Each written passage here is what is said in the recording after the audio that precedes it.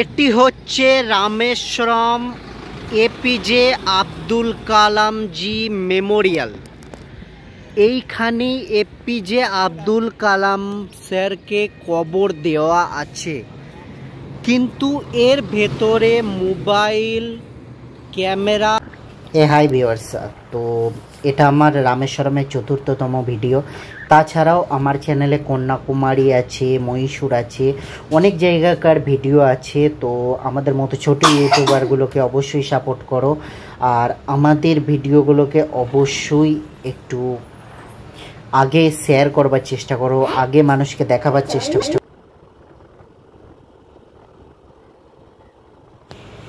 এক সময় রামেশ্বরম থেকে ধনুষকোটি যাওয়ার যে পথটা আছে, সেই পথে কিন্তু এক সময় রেলওয়ে ব্যবস্থা ছিল, ট্রেন চলতো।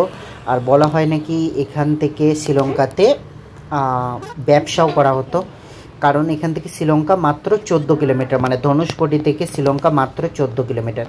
তো এখানে এক সময় ব্যবসাও করা হতো। তো এখানে সেই সময় ভালো ডেভেলপমেন্ট ছিল, কিন্তু যখন সুনামি হয়, সুনামির পরে সব কিছু শেষ হয়ে যায়। আর শেষ হয়ে যাবার কারণে এই শহরে আর কিছুই বাঁচে না, সব কিছু একবারে পুরোপুরিভাবে শেষ হয়ে যায়।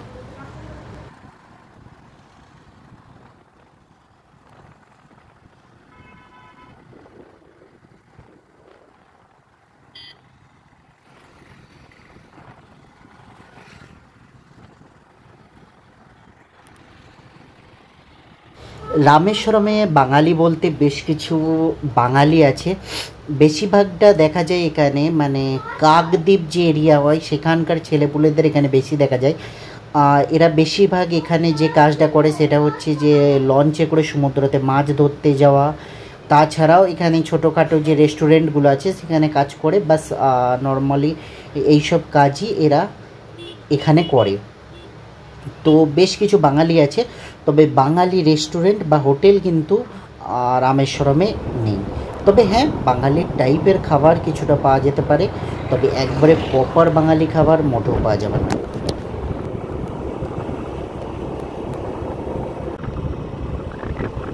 এইখানে ছিল মনে হচ্ছে ধ্বংসাবশেষ।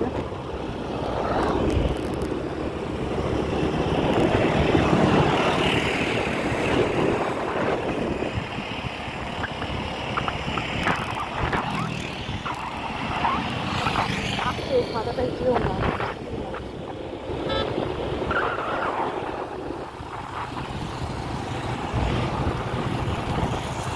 এই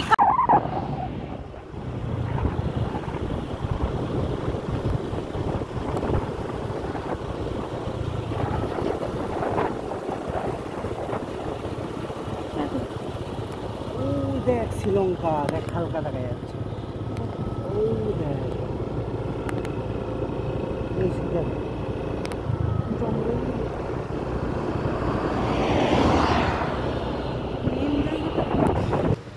আর এই জাহাজটাকে দেখো, এই জাহাজটাকে দেখবার পরে আমার যারা অক্ষয় কুমারের ফ্যান আছো তাদের অবশ্যই মনে আছে অক্ষয় কুমারের খিলাড়িও কা খিলাড়ি বলে একটা সিনেমা ছিল, যাতে রেখা ছিল, রবিনা ট্যান্ডন ছিল, অক্ষয় কুমার ছিল, ইন্দ্র কুমার ছিল। তো ইন্দ্র কুমারকে যখন সেই বিদেশে আনতে যাচ্ছে, তারপর যে একটা ফাইট সিন হচ্ছে ওখানে, সেইখানে যে অক্ষয় কুমারের ওপর দিয়ে একটা জাহাজ চলে যাচ্ছে, সেই বালির ভেতর ঢুকে যাচ্ছে। তো ওই জাহাজটাই হচ্ছে মানে ওই টাইপের জাহাজই হচ্ছে এটা। তো এটা দেখে আমার সেই অক্ষয় কুমারের সিনেমাটার কথা ওখানে মনে পড়ে যায়।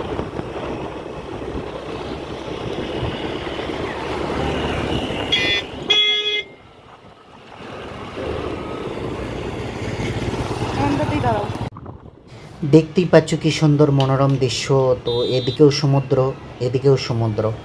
তো এইখানে দুটো সমুদ্রর মিলন হয়েছে। তো আগে গিয়ে যেখানে ধনুষকোটিতে রাস্তা শেষ হয়ে যাচ্ছে, ওইখানে আগে গিয়ে দুটো সমুদ্র মিলিত হয়েছে।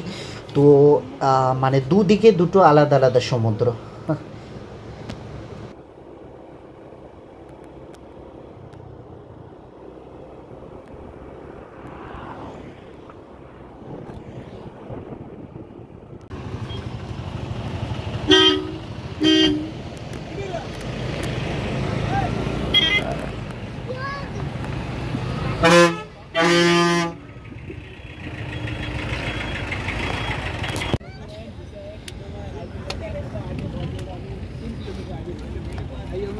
এটাই হচ্ছে ভারতবর্ষর শেষ রাস্তা। এটাকে বলা হয় ধনুষকড়ি। এখান থেকে শ্রীলঙ্কা এই সোজা গেলে প্রায় 14 কিলোমিটার। এদিকটা হচ্ছে প্রশান্ত মহাসাগর, আর এদিকটা হচ্ছে কিছুটা যাবার পর বঙ্গোপসাগর। তো মধ্যেখানে একটা রাস্তা, দুদিকে দুটো আলাদা আলাদা সমুদ্র।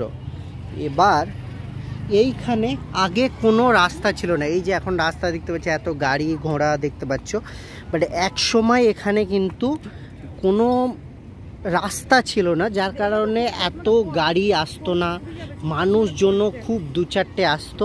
আর তখন এক ধরনের বাস ব্যবহার করা হতো, যে বাসে করে সবাই এখানে আসতো। আর এটাই হচ্ছে ধনুষকোটি শহর, যেখানে 1967 সালে একটা অনেক বড় সুনামি আসে, আর এই শহর উজড়ে যায়, আর প্রায় বেশিরভাগ মানুষেরই এখানে মৃত্যু হয়ে যায়। একটা শেষ হয়ে যাওয়া শহরের ধ্বংসস্তূপ। এই মন্দিরটাকে আবার নতুন করে তৈরি করা হচ্ছে, মানে সব কিছু শেষ হয়ে যাওয়ার পরে এগুলো দেখতে পাচ্ছ ধ্বংসস্তূপ। তো এখানে প্রায় সব কিছুই ধ্বংস হয়ে গেছিলো। 1967 সালে সুনামি আছে, আর সেই সুনামিতে এখানে সব কিছু শেষ হয়ে যায়। প্রায় অধিকাংশ মানুষেরই এখানে মৃত্যু হয়।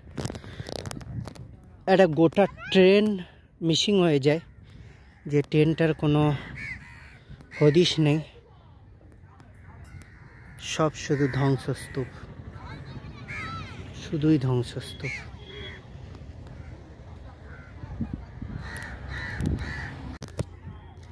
এখানটা দেখলে অনেকটা মরুভূমির মতো লাগে। এটা মরুভূমি নয়, সাগর।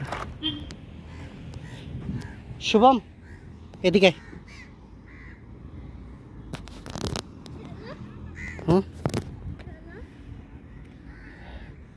হাই চ দেখি কি হয়েছে।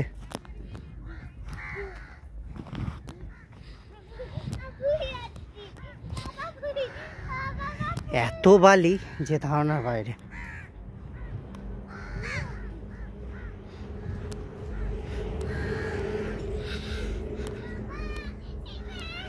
আগে এগুলো রাস্তার ওপর থেকে দেখা যেত, এই ধ্বংসস্তূপগুলো, কিন্তু সময়ের সাথে এগুলো এই যে দোকানপাট করে নিয়েছে।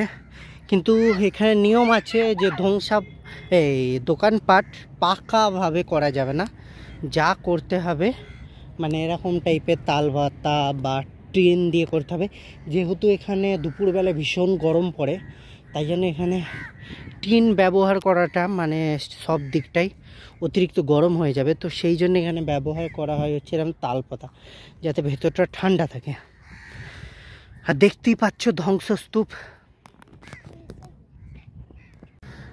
1967 তো এক সময় এখান থেকে ট্রেড করতো, মানে এখানকার মানুষরা, এখানে অনেক ধনী মানুষেরও বাস ছিল, তো ট্রেড করতো মানে শ্রীলঙ্কার মান্নার শহরে, যেটা এখান থেকে 15-16 কিলোমিটার দূরে ধনুষকড়ি থেকে। তো যাই হোক, তো সেখানে এক সময় জিনিসপত্র পাঠানো হতো, কিন্তু বর্তমানে সব কিছু ইতিহাস, পুরো শহর আজকে শেষ, শুধুই ধ্বংসস্তূপ, শুধুই ধ্বংসস্তূপ।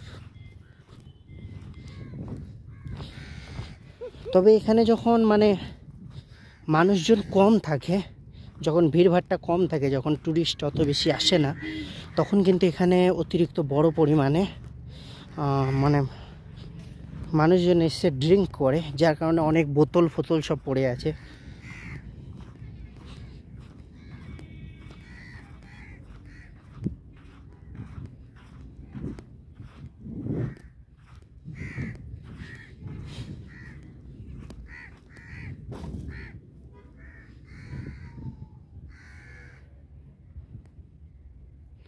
ভীষণ পচা গন্ধ বেরোচ্ছে ভেতর থেকে,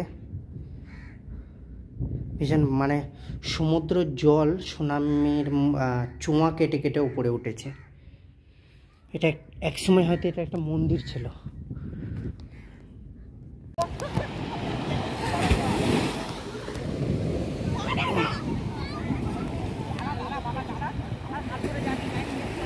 এখানে যে সমুদ্রটা দেখছো এখানে কিন্তু স্নান করাটা মোটেও উচিত নয়, কারণ এটার কারণ হচ্ছে যে সমুদ্র ঢেউটা দেখো, এই ঢেউটা হচ্ছে মানে যেন দেখে মনে হচ্ছে যে ওপর থেকে এসে ভেতরে ঢুকে আবার ওপরে উঠছে। তো এটার পেছনে কারণ হচ্ছে যে সমুদ্র কিছুটা মানে গেলেই অতিরিক্ত ডিপ, যার কারণে এই সব জায়গায় মানে এরকম স্নান করা উচিত নয়। কারণ একটা যদি বিশাল বড় ঢেউ আসে তো ভেতর দিকে টেনে নিয়ে গেলে তার পক্ষে ওইখান থেকে বেরিয়ে আবার ফিরে আসাটা অতিরিক্ত টাফের। ওই জন্যই রামেশ্বরমের প্রায় অধিকাংশ জায়গাতে লেখা আছে যে এরকম এই সমুদ্র এখানে নামবেন না, অনেকজনের জীবন গেছে, এইসব লেখা আছে, ওয়ার্নিং দেওয়া আছে, কিন্তু মানে সরকারিভাবে কেউ মানা করে না, বাট এগুলো লেখা আছে। আর বিপদ হয়ে যাবার পরে এখানে হেল্প পৌঁছাতে বহুত দেরি, হেল্প পৌঁছাতে প্রায় 1 ঘন্টার ওপরে সময় লেগে যাবে।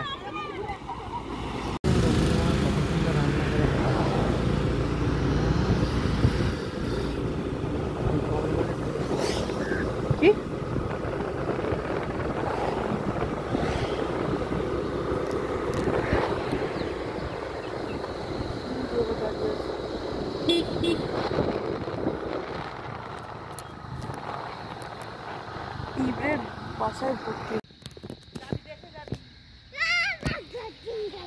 এটা হচ্ছে রামেশ্বরমের রিজার্ভ ফরেস্ট। ফরেস্টে এখনো পর্যন্ত বড় কিছু জানোয়ার তো আমি দেখতে পাইনি। বুনো শুয়োর দেখেছি, আর দেখেছি হচ্ছে কি বলে বুনো শুয়োর আর ময়ূর, বুনো মুরগি আর শিয়াল, এইসব দেখেছি। বড় কিছু জানোয়ার দেখিনি। এই যে জঙ্গল, এটা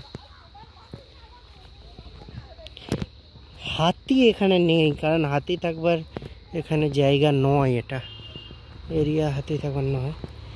জঙ্গলের ভেতরে ছোট ছোট মানে তালাব করে রেখেছে, কি বলে এটাকে, ডোবা করে রেখেছে, যাতে জল জমে, জন্তু জানোয়ার যাতে রাস্তার ওপরে না ওঠে, এখান থেকেই জল খায়। কারণ ওদিকে হচ্ছে সমুদ্র, নোনা জলের সমুদ্র, রাস্তার এপার ওপার দুদিকেই জঙ্গল আছে আর দুদিকেই সমুদ্রও আছে। তো জঙ্গল খুব বেশি চওড়া নয়, ওই 1/2 কিলোমিটার বা 1.25 কিলোমিটার হবে, আর শুধুই ঝাউ গাছ। এটি হচ্ছে রামেশ্বরম এপিজে আব্দুল কালাম জি মেমোরিয়াল। এইখানে এপিজে আব্দুল কালাম স্যারকে কবর দেওয়া আছে, কিন্তু এর ভেতরে মোবাইল ক্যামেরা কোনো কিছু নিয়ে যেতে পারবে না, কারণ বেশ কিছু সিকিউরিটি ইস্যু আছে, যার কারণে নিয়ে যেতে পারবে না। তো সেই জন্য বাইরে থেকেই যতটা দেখানো সম্ভব হয় দেখাচ্ছে।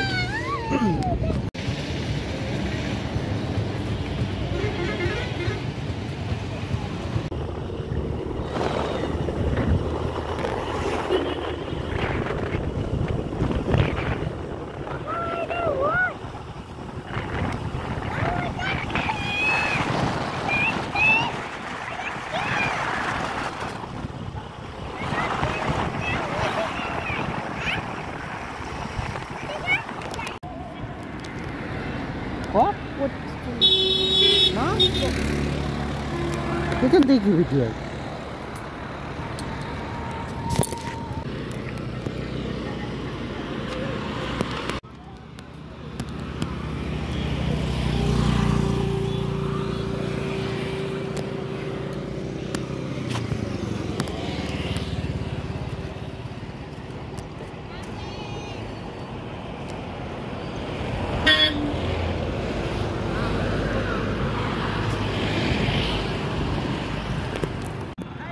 আমি দাঁড়া ভিডিও।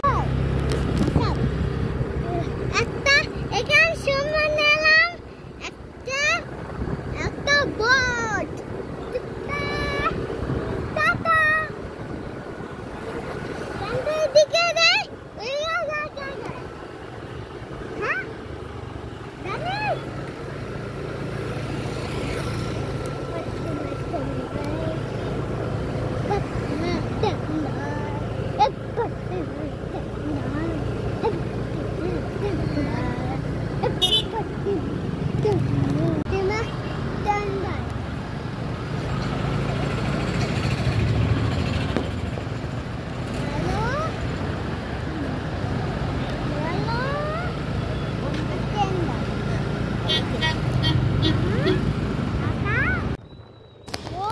এই হচ্ছে সেই বিখ্যাত পাম্বান ব্রিজ। তো ওইদিকে যে ট্রেনের নতুন ব্রিজটা ছিল সেটাকে বন্ধ করে আবার নতুন করে মোদি সরকার আসবার পর করেছে। তো মোদি সরকার আসবার পরে রামেশ্বরমে অনেক কিছু কাজ করেছে আর রামেশ্বরমকে অনেক ডেভেলপ করে দিয়েছে। রামেশ্বরম সত্যি আগের থেকে এখন অনেক বেশি সুন্দর, অনেক বেশি ডেভেলপ। তো কখনো যদি রামেশ্বরমে যাও তো অবশ্যই একবার চেষ্টা করবে যে রামেশ্বরমের এই ব্রিজটাতে দাঁড়িয়ে সূর্যর সাথে কিছু ফটো তোলার ফটো তুলবার চেষ্টা করবে। দেখতেই পাচ্ছে এই ফটোগুলো আমরা ঠিক ওইখানে দাঁড়িয়ে তুলেছি। তো দেখতে পাচ্ছ ফটোগুলো কতটা সুন্দর এসেছে। তো তোমরাও একবার চেষ্টা করে দেখতে পারো, ঠিক সন্ধেবেলায় যাবে, তাহলে ফটোগুলো অতিরিক্ত সুন্দর আর অসাধারণ আসবে।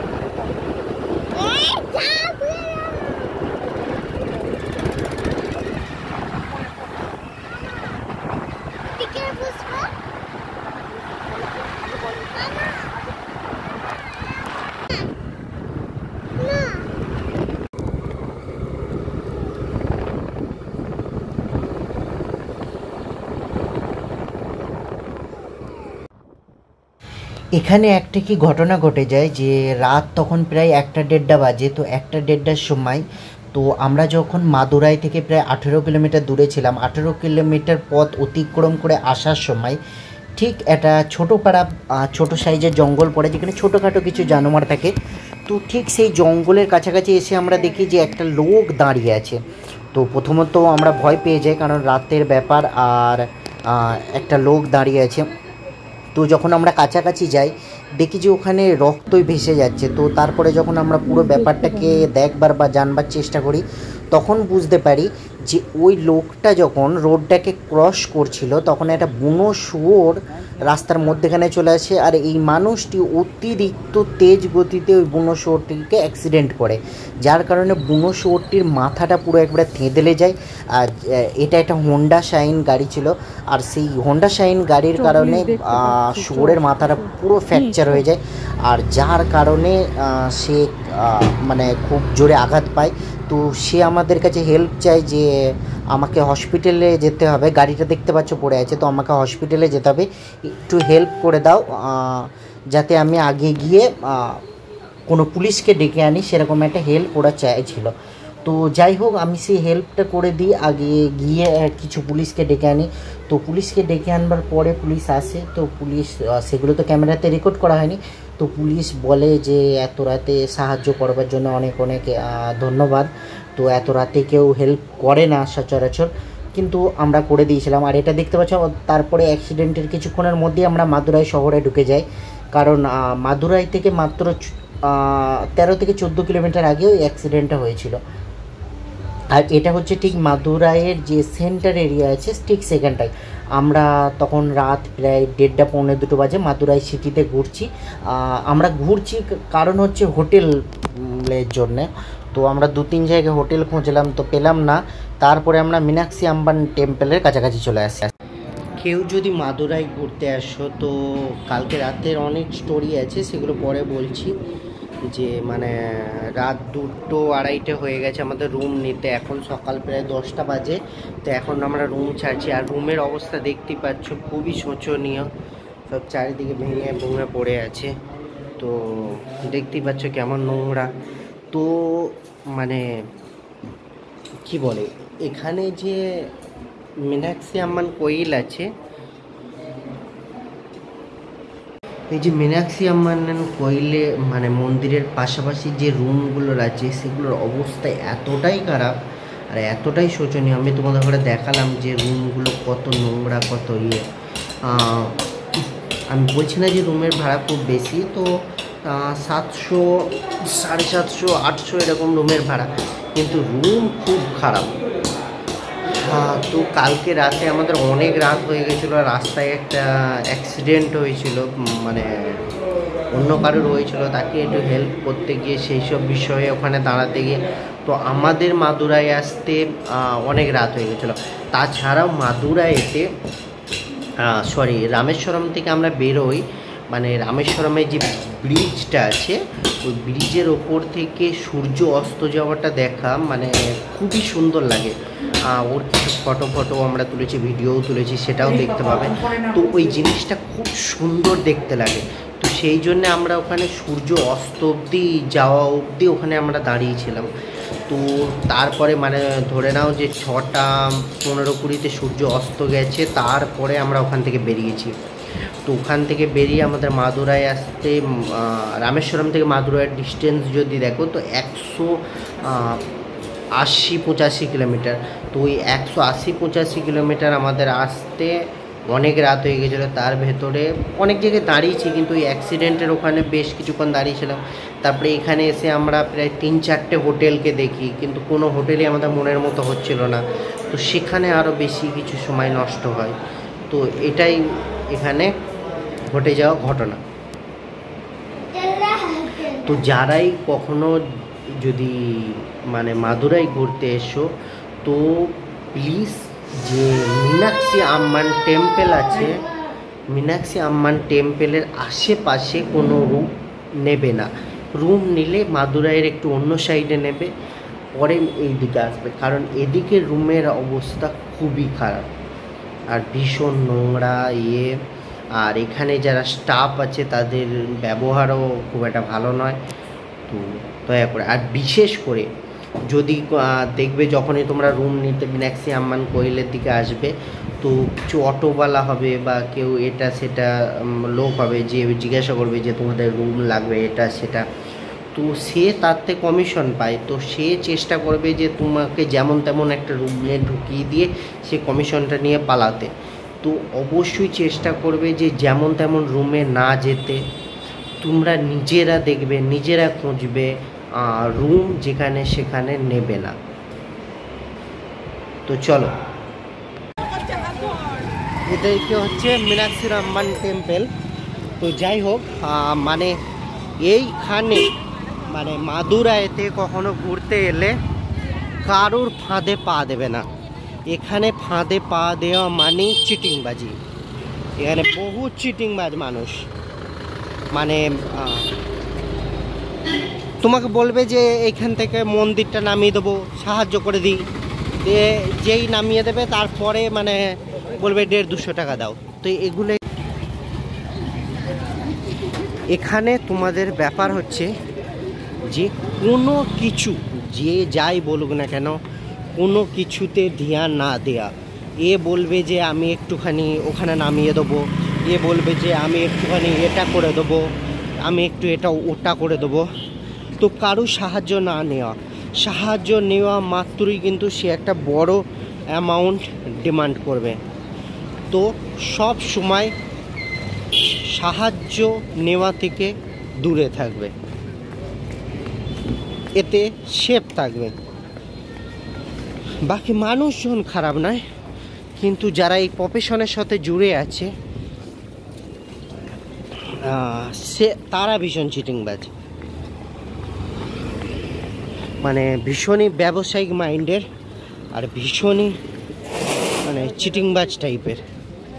তবে এইসব আমি কন্যাকুমারী, রামেশ্বরম বা বাকি যত জায়গায় গোয়া ফোয়া যেখানেই দেখেছি, এত নয়। এই জিনিসগুলো আমি ওয়েস্ট বেঙ্গলে দেখেছি বা শুনেছি, যে মানে পান্ডা টাইপের যে চিটিংবাজি হয় ওটা আমি ওদিকে শুনেছি, কিন্তু এদিকে আমি সেই বড় পরিমাণে এগুলো শুনিনি। কিন্তু সেটা দেখলাম, হয়তো ওয়েস্ট বেঙ্গলের মতো যে মানে বিশাল বড় বড় অ্যামাউন্ট চাই তেমন হয়তো চায় না, কিন্তু অবশ্যই চায়। তো সাবধানে থাকবে, সাবধানের কোনো মান নেই। এটা হচ্ছে Madurai railway station. Madurai railway স্টেশনে কালকে গাড়ি জমা দিয়ে গেছিলাম, কারণ এখানে মানে যারা বাইরে থেকে আসে হোটেলের সামনে গাড়ি ফাড়ি রাখলে এর আগে বেশ কয়েকটা গাড়ি চুরি হয়ে গেছে। তো যার জন্যে আমরা কি করেছিলাম যে রাত্রিবেলায় গাড়ি রেলওয়ে স্টেশনে পার্ক করে দিয়ে তারপরে হোটেলে গেছিলাম। তো বুঝতেই পারো কষ্টের সীমা নেই। তো যাই হোক, দুটো গাড়িকেই এখানে পার্ক করে রসিদ নিয়ে তারপরে হোটেলে গেছিলাম। তখন বাজে রাত 1:30। তারপরে ওই বুনো শুয়োরের ঘিলু দেখে আমাদের ঘিলু যেভাবে উল্টোপাল্টা হয়েছিল সেটাকে ঠিক করতে প্রায় সকাল হয়ে গেছে।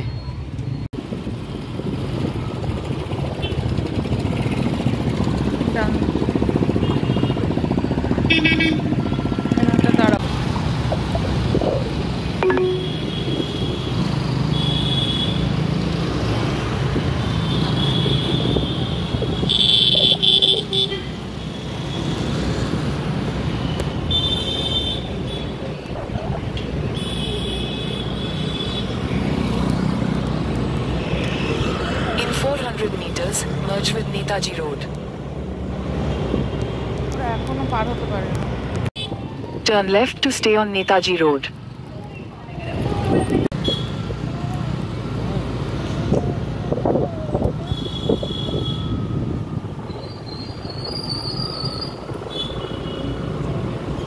ওইটা সামনে দেখা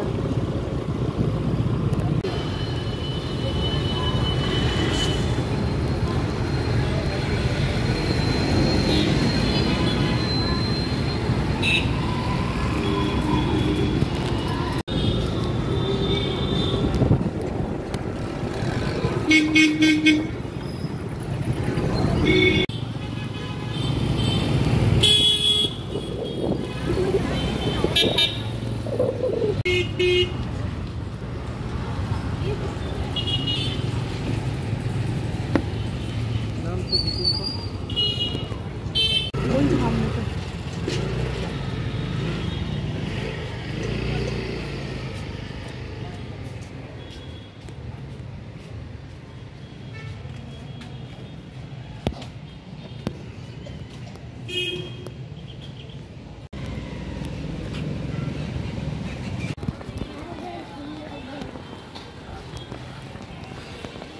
এই হচ্ছে সেই ফেমাস মীনাক্ষী আম্মান টেম্পল।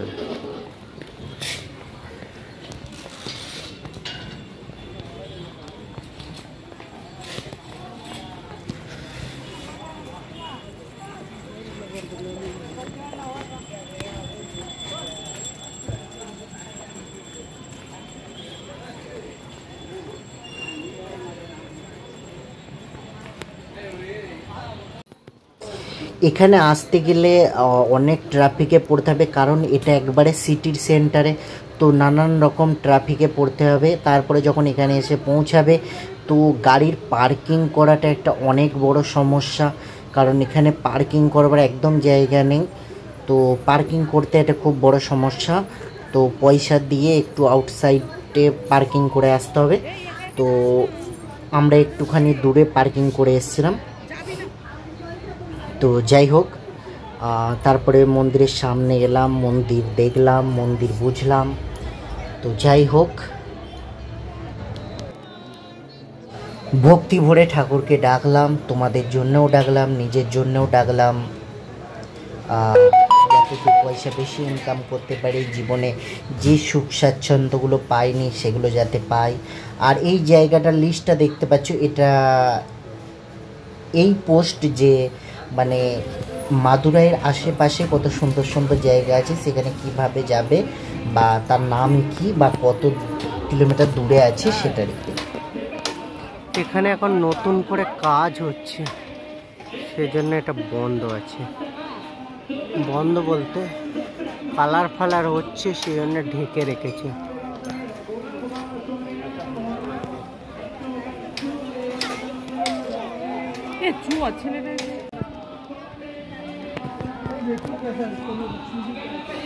দাঁড়ায়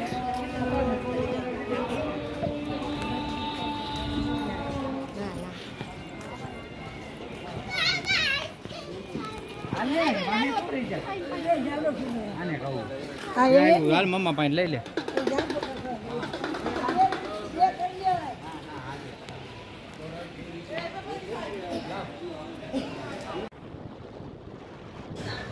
তো যাই হোক, শহরের গ্যাঞ্জাম ছেড়ে বেরিয়ে পড়লাম বাড়ি ফেরার পথে। তো দেখতেই পাচ্ছ কত সুন্দর মনোরম দৃশ্য, চারিদিকে শুধু সবুজ আর সবুজ। তো যাই হোক এগিয়ে চললাম। মন্দিরের ভেতরে যাইনি, কারণ মন্দিরের ভেতরে ক্যামেরা অ্যালাউ ছিল না, তো ক্যামেরা নিয়ে যাওয়া যাবে না, কিছু রেকর্ড করা যাবে না। আর লম্বা লাইন ছিল, আমাদের ঘরে আবার অনেক দূর গাড়ি চালাবারও ছিল, তো সেই জন্য আমরা চলে আসি। সেখানে একবারেই বেশিক্ষণ দাঁড়াই না। তো তারপরে শুভমের খিদেও পেয়েছিল, তো আমরা খুব তাড়াতাড়ি সেখান থেকে বেরিয়ে চলে আসি।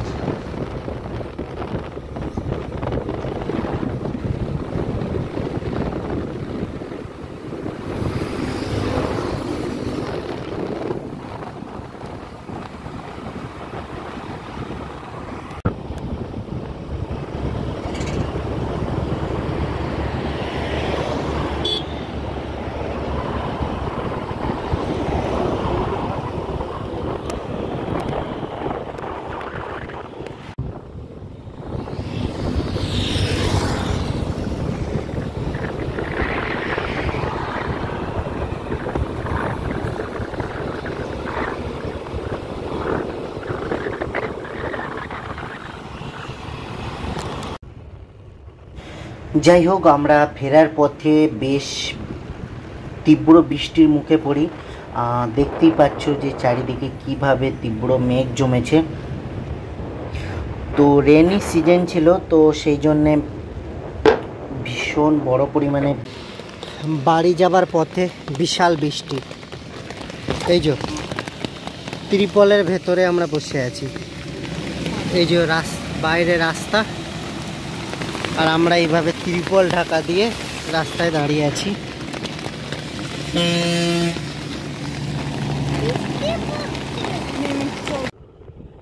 যাই হোক, তারপরের দিন মাদুরাই থেকে আমরা প্রায় 200 কিলোমিটারেরও বেশি পথ অতিক্রম করে আমাদের বাড়ির দিকে পৌঁছাই। তো এই 5 দিন ধরে আমরা ঘুরলাম। তার মধ্যে 2 দিন 2টো রাত আমরা যাতায়াতের রাত মাদুরাইয়ের আশেপাশে রাত কাটিয়েছি, আর একদিন রামেশ্বরমে কাটিয়েছি। কিন্তু রামেশ্বরমে একটা রাত কাটালেও দিন 2টো কাটিয়েছি। তো সব কিছু মিলিয়ে আমাদের খরচা হয়েছিল প্রায় 6000 টাকা মতো। পেট্রোল হোটেল সব কিছু নিয়ে 1600 মতো খরচা হয়েছিল, আর 500-600 টাকা মতো আলাদা কিছু আমরা এক্সট্রা জিনিস নিয়েছিলাম। এই যে এইখানে ভালো করে এগুলো পেতে এখানে প্রায় 1.5 ঘন্টা মতো ঘুমানো হলো। পাহাড়ি এলাকার ভেতর, ওইখানটায় হাইওয়ে, এখানটায় পাতা হলো, যে ভালো করে ঘুমটুম হলো একটা গ্রামের পাশে। তো এরপরে আবার যাত্রা শুরু করতে হবে। তো আমাদের প্রায় বাড়ি পৌঁছাতে একটু রাত হয়ে গেছিলো, ওই 9-9:30 বেজে গেছিলো, কারণ আমরা অনেকক্ষণ ওইখানে বসেছিলাম, ঘুমোচ্ছিলাম। তারপরে আবার কিছুটা সময় একটা চায়ের দোকানে কাটাই। তো যাই হোক, খুব ভালো কাটিয়েছি। তো ভালো থেকো, ভালো রেখো, নিজেদের খেয়াল রেখো, আমাদের ভিডিও দেখতে থেকো। জয় হিন্দ, জয় ভারত, জয় শ্রীরাম।